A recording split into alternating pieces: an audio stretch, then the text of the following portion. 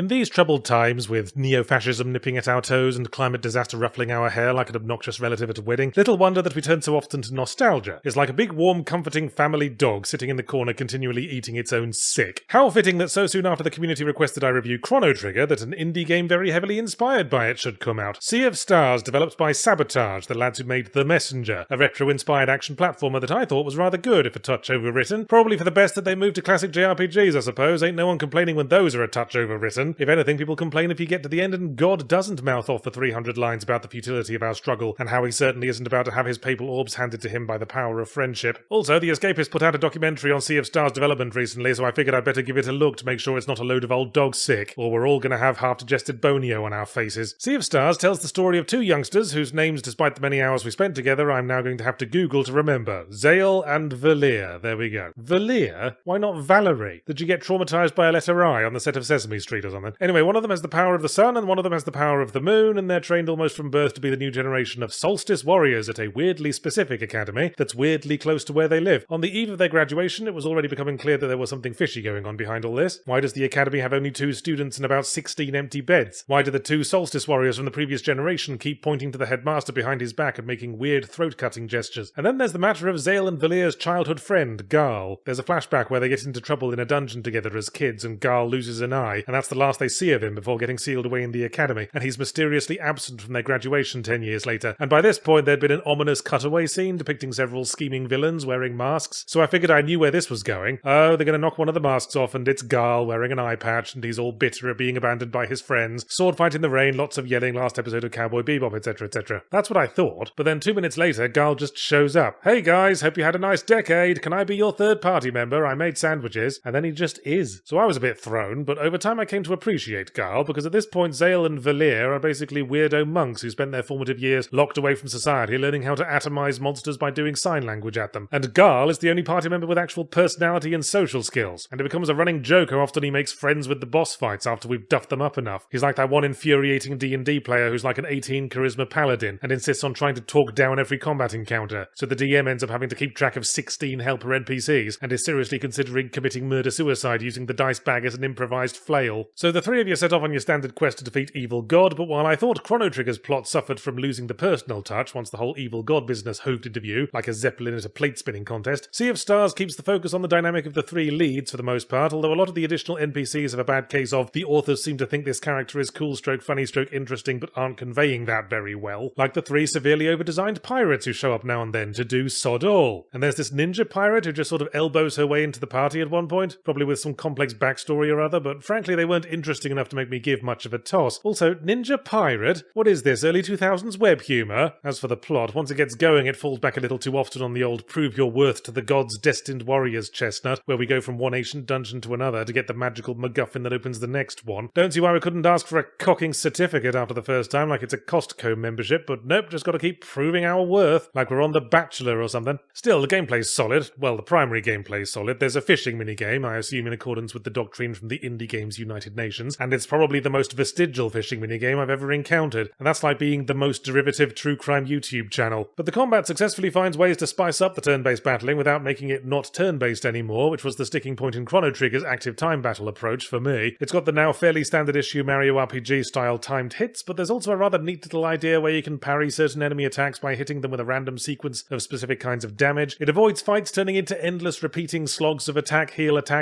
and requires a bit of strategizing on the fly. And it's very satisfying when the boss has to lose a turn and just sit there impotently mouthing objections because you successfully coordinated 3 frying pan hits and a knee in the bollocks. But if I were to mark the main strike against the gameplay with my big chunky permanent marker, it's possible that it tries a little too hard to be accessible, which may only be a problem if you're one of those genetic lottery winners who throw their copy of Atlas Shrugged out of the pram whenever anyone brings up adding easy mode to Dark Souls, but I never felt particularly challenged. The game might be a touch too generous with letting us run back to the campfire to full party heal between every combat. Probably why we're only allowed 10 healing items lest we break the difficulty further with an inexhaustible horde of steak sandwiches sitting there in our inventory leaking juice all over the settings menu. There's even a bunch of equipable relics that act as optional easy modes Final Fantasy XVI style, like one that automatically does the timed hits for you, or one that reduces damage, which brought on a philosophical moment. Reduce damage? That's just armor, isn't it? Is using armor playing the game on easy mode? Whence lies the border between using the standard tools the game gives you and using the baby mode workaround for crapouts? Well, I know what Ayn Rand would say say if she were alive. She'd say, "Why am I in this coffin? It's very dark."